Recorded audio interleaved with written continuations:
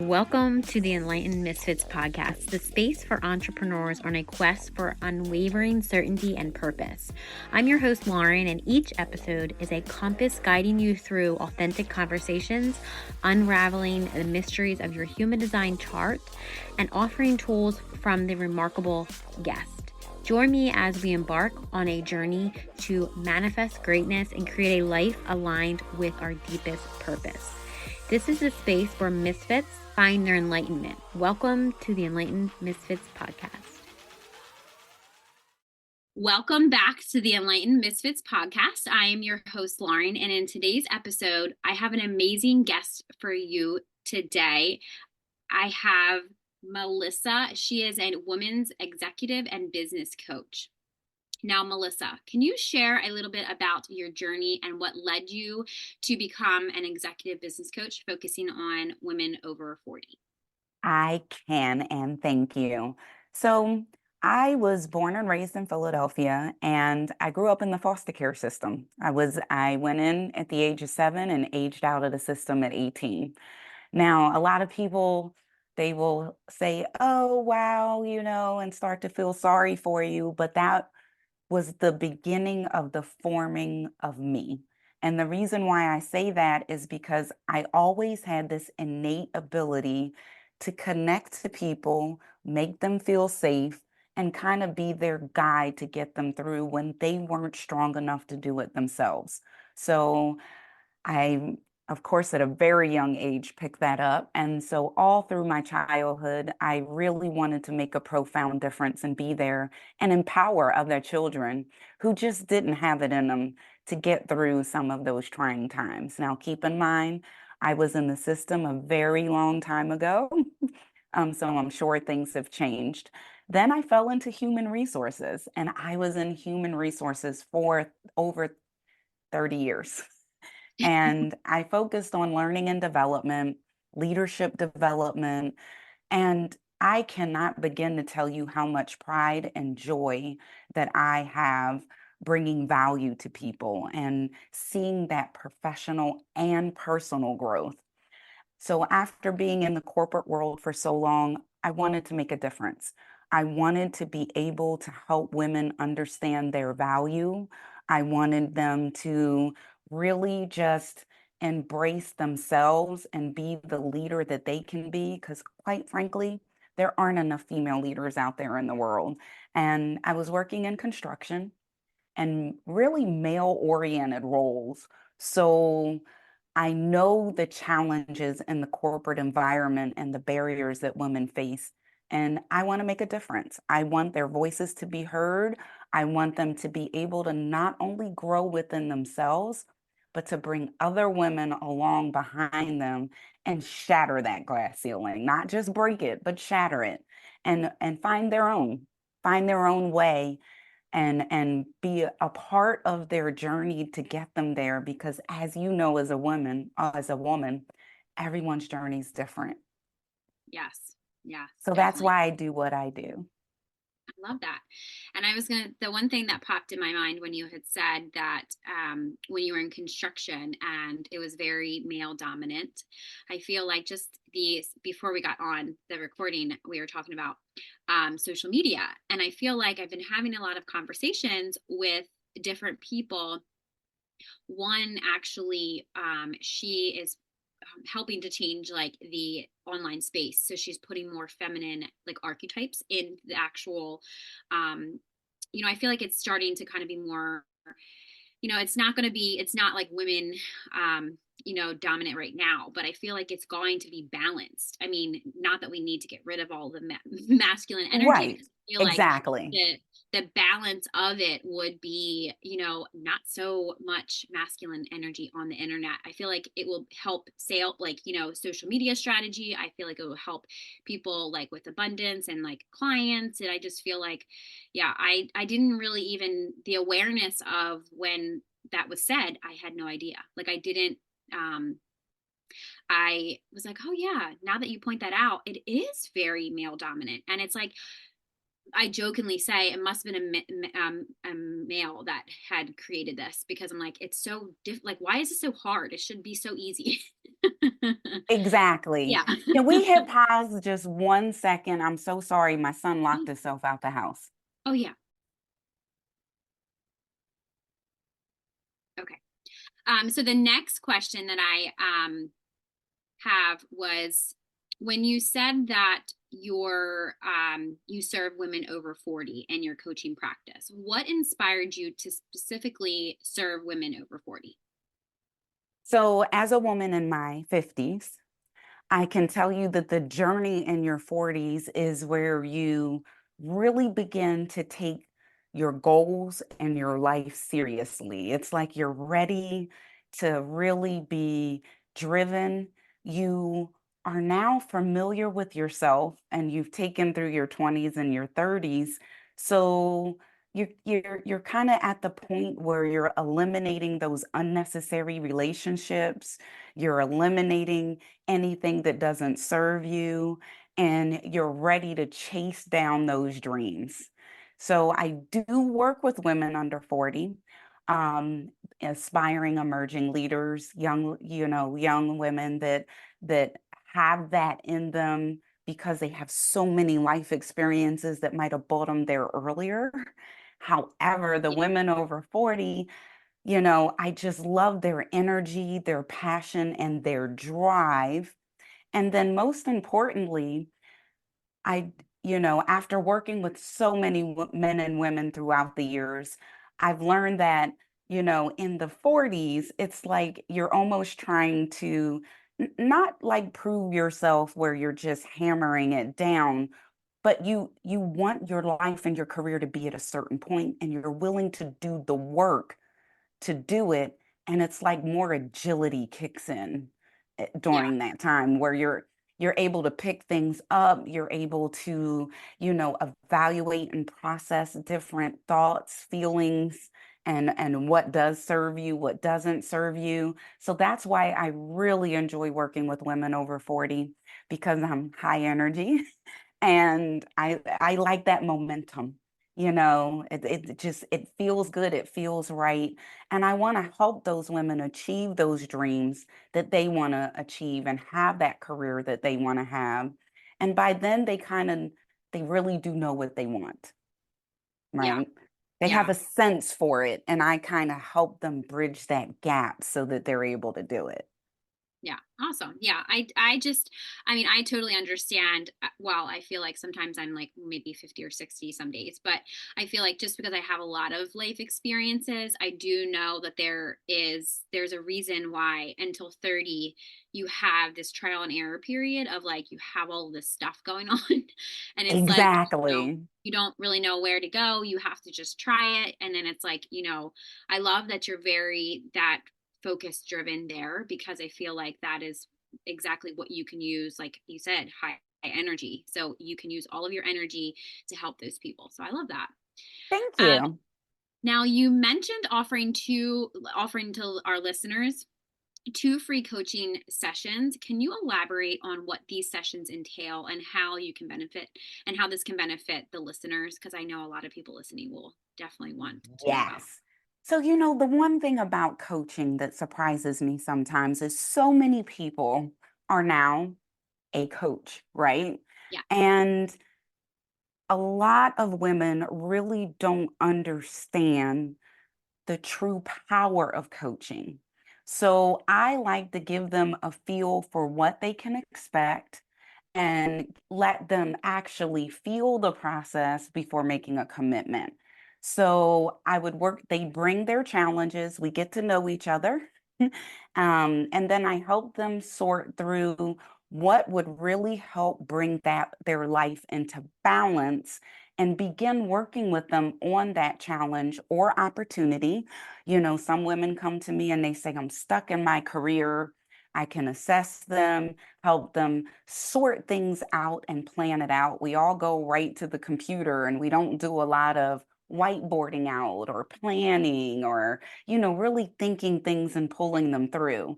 So the free sessions I give is to really help them analyze all aspects of their life to determine where they should start working and what would be most impactful to them.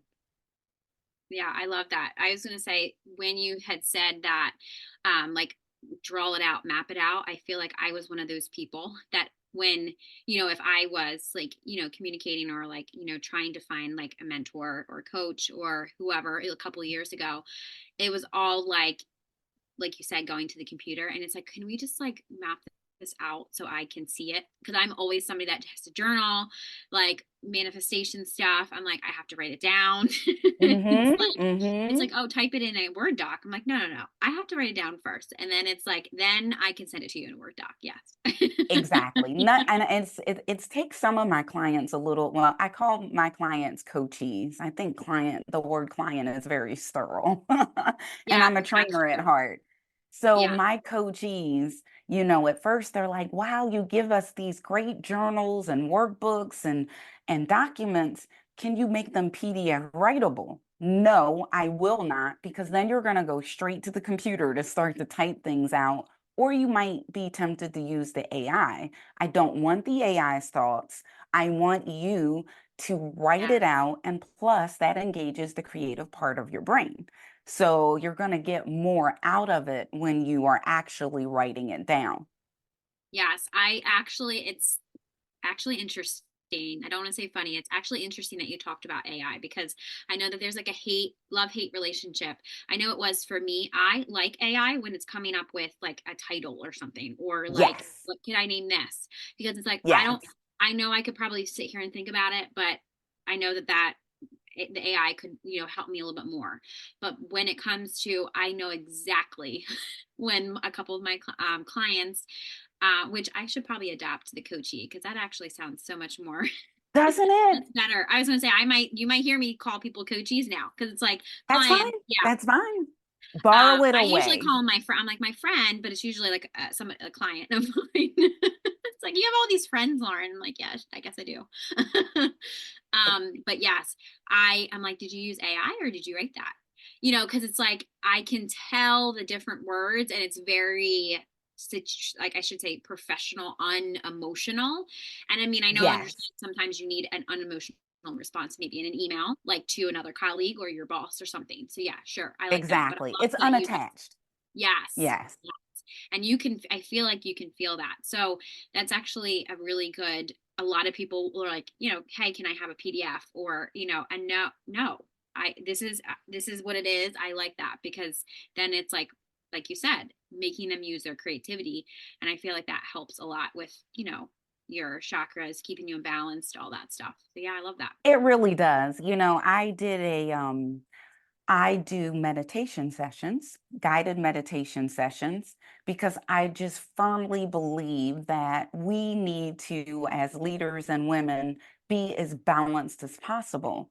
Now, usually when someone says guided meditation, you think they're just going to, have some soft music playing in the background and they're just going to say some words. Well, I take it a step further. So before my sessions, I actually do a mini group session with them. I go over breathing techniques. I use the feeling wheel so that they can really distill down the one word of the things that emotions they'd like to call in, and then pick the words that they want to release, right? But it really Right. distills it down for them so that when they're meditating, they don't have to have these long scripts in their head, right? Right. Then I help them set intention for that specific session.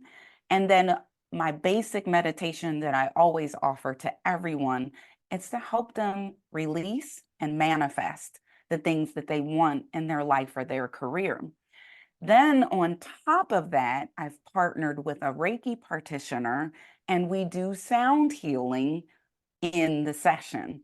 So, doing all this for women, I love it when they say, my God, I've never had an experience like this. And is how did you weave coaching into meditation? And why don't more people do this? Because they always just kind of tell you, all right, we're going to meditate. And I don't always get what I need out of it. But with you, I Right. feel like I'm getting what I need out of it and more. So that's the type of experience that I want to provide to my coachees because that balance is so important. Oh my gosh, I just can't begin to tell you. And I know that Yeah. some people aren't into chakras. They're not into, I like tapping into the new moon energy Oh yeah. and Yeah. but I think weaving in the holistic healing and manifestation and really the balance, it helps the woman, her total being overall. Yes. I was going to say, you must be a soul sister from another lifetime because everything that you said, it's literally what I do. So I'm a Theta Reiki master. So and I more do quantum healing. So it's more of Okay. like, I do sound like I will play if they need, like, soft music, but mine is all like intuitively tapping into, like I explained to them, like I'm going to go from top to bottom, like, or from bottom to top, however, I feel called to do it. And, I Mm-hmm. tell them you're going to, so basically it's like I'm like in 3D, like, physically I'm still here, but the way when Mm-hmm. I do it is I'm basically mirroring them. So then I can feel in my body if it's tight in their, like, and I ask them too, like, I'll ask them, where are you feeling tight? Or, of course, with the intention of just one thing. You can't do all, I mean, you could, Right. I can realign the chakras for them, but it's just like, it can be very overwhelming. It can be very draining for that person. Yes. And it's like, we're going to just do one thing at a time, like one, just like one day at a time. And most of the Mm-hmm. time, people are like, when they tell me they don't understand what I'm doing, or they're like, oh, I don't know. It's because they don't have an understanding of, for one, all of us are intuitive, and we just Right. have to clear out. It doesn't mean just because I do what I do, you can't do it what I do, right? It's like I need to just teach you, and you Mm-hmm. just have to have that Mm-hmm. belief. And I feel like more and more people are like, I can meditate. I don't know if you run into this, but every single day I run into somebody that says I can't meditate. I'm like, that is such a lie. Why are you lying to yourself? Yes.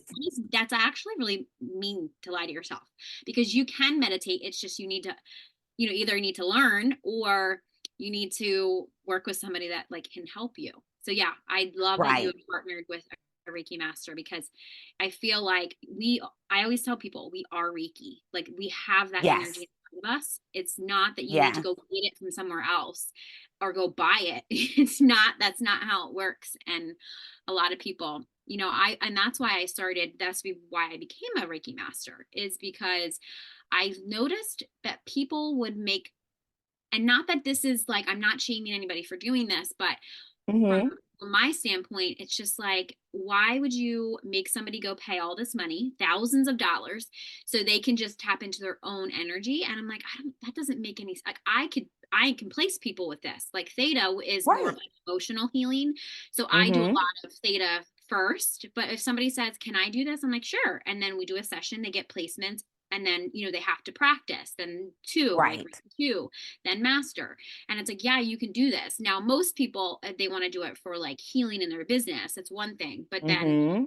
obviously I have to teach them that too. But it's like, I just teach them what I know. And then they just kind of pick up with whatever. But I never really resonated with people that make you pay thousands of dollars, just to go get placed with one, two, and I'm just like, no, that is just that. I Right. don't think that is how it's supposed to be. I just truly don't believe that.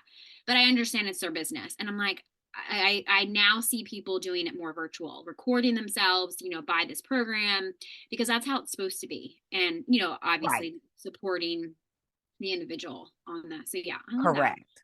Yeah. Oh, Oh, I I love love this it. conversation. I know. I think we are soul sisters, I gotta say. Yeah. Yes. It's like when you were talking about that, I was like, oh my goodness, she's like, she knows my whole life. And I think that's the beauty of coaching, right? Yes. When you are a beacon and you're walking in alignment with your life's purpose, you do Mm, become a beacon. People will migrate to you yes. automatically. You will connect, right? Because you can't Yes. help but connect. Yes. Yeah. And I love that you said that, because everybody always asks me about my business, the Mermaid Light, because they're like, how did you come up with that? I'm like, well, I know I was a mermaid in past life. I used to love mermaids, and it just felt right. But the light part came from, I loved lighthouses, and I realized through my own journey that lighthouses, they don't go finding people. they don't go finding ships to save, right? They sit in the water Correct. because they Yeah. can't, obviously.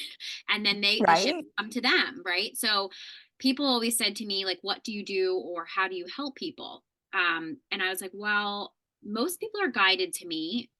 Universal, I feel like I can help an individual or an entrepreneur, but they're Mm-hmm. obviously guided to me for whatever reason that I could help them with. And it could be for a short time, time. And then, it just kind of came up with, the mermaid part is the more feminine. And I had to learn how to be more feminine and be more in my, feminine energy. And then of course, Mm-hmm. I love mermaids. So people are like, wow, like I didn't realize it was a deep meaning. I was like, oh yeah, everything with me is deep. I have a Everything has mermaid on deeper my meaning. wall.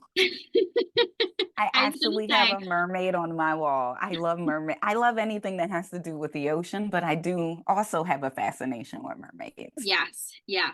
Oh, see, I'm telling you, more and more synchronicities. More and more. I love that. So the other question that I had for you too is, so many people that I have, or many women I should say, that I've met, that are in executive roles struggle with this, quote unquote, I don't even want to call it this work life balance, because I truly don't believe in that. I just feel like it's just balance. But from your Mm-hmm. perspective, I would love to hear like how you help your clients like make this meaningful balance between their professional and their personal life.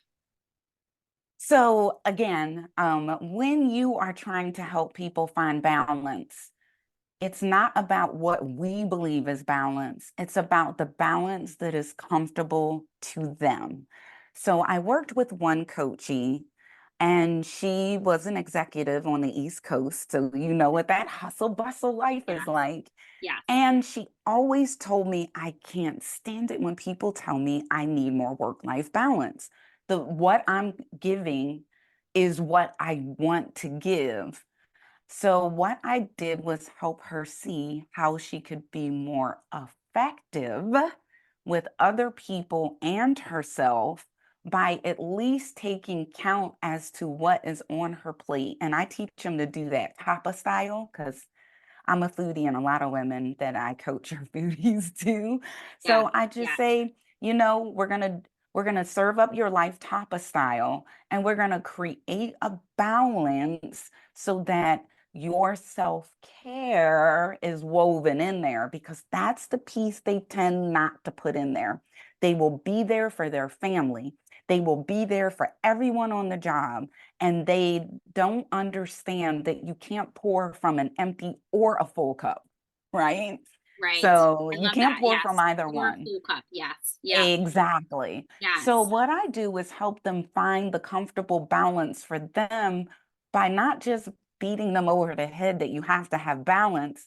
I help them weave in self-care, exploring, growing, and learning. Because when you put those things in a bucket and you start to dedicate more of your time to those things, the balance is automatically going to come. So I don't Right. have to keep beating it over your head. I'm just gonna, okay. I encourage my coachees to do R&R, reflect and realign.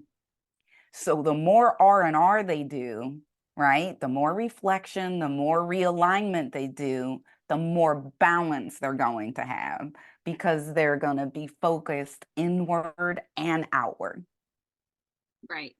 And I was gonna say, I literally when you were getting ready to say it, I was like, I hope she's gonna say not rest and relaxation. But then you I said, yeah, know. Yeah.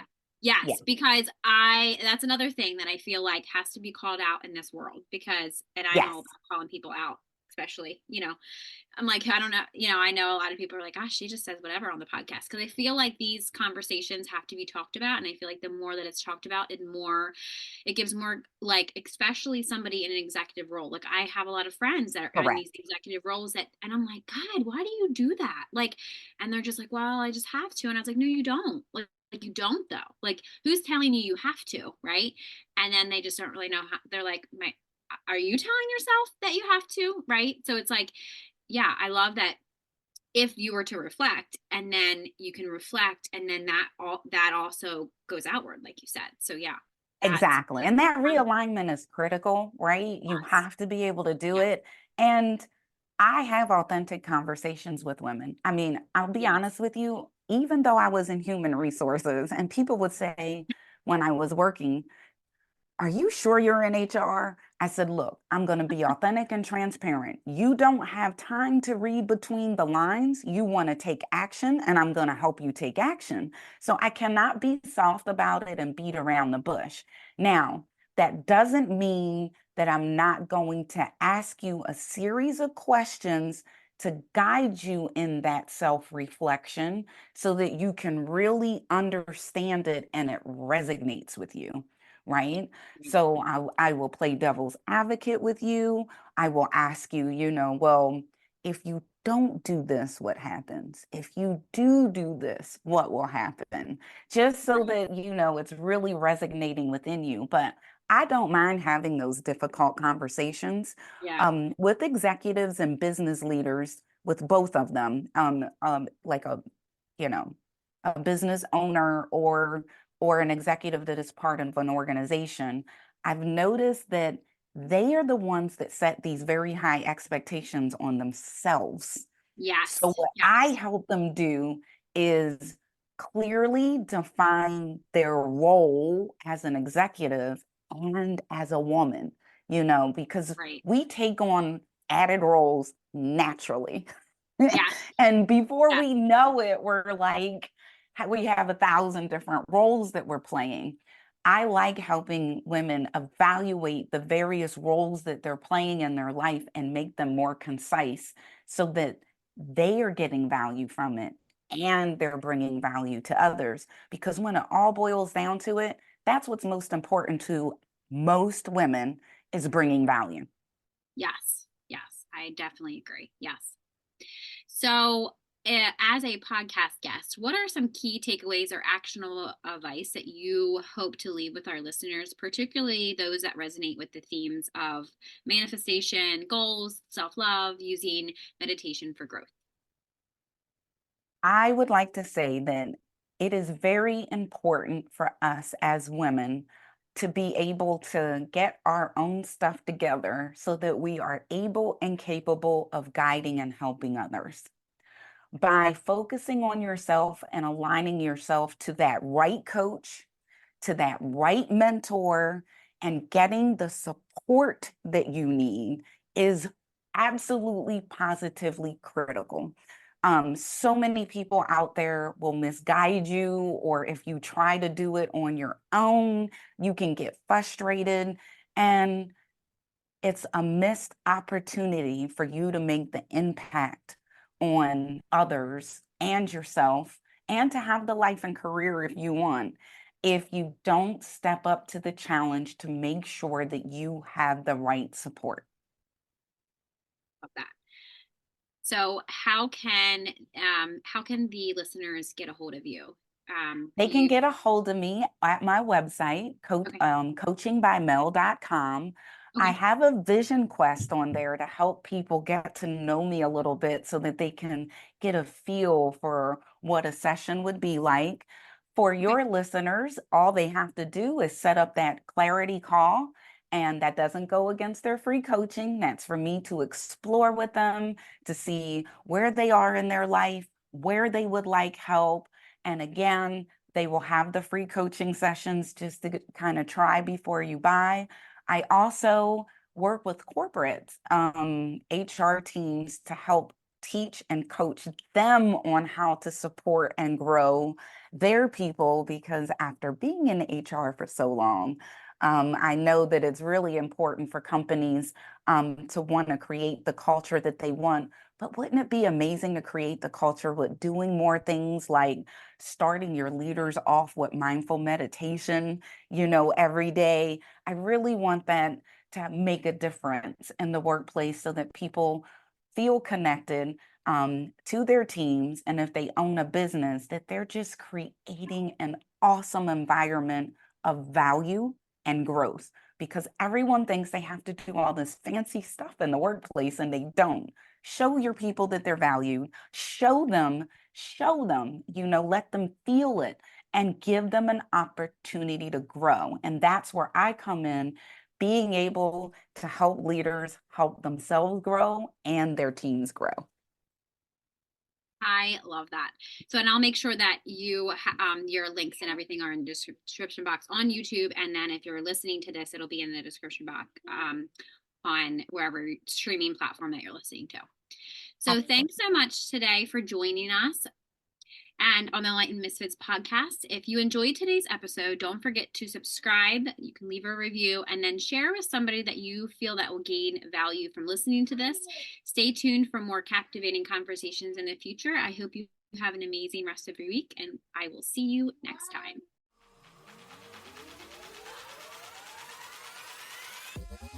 Thank you for joining us on another enlightening episode on the Enlightened Misfits podcast.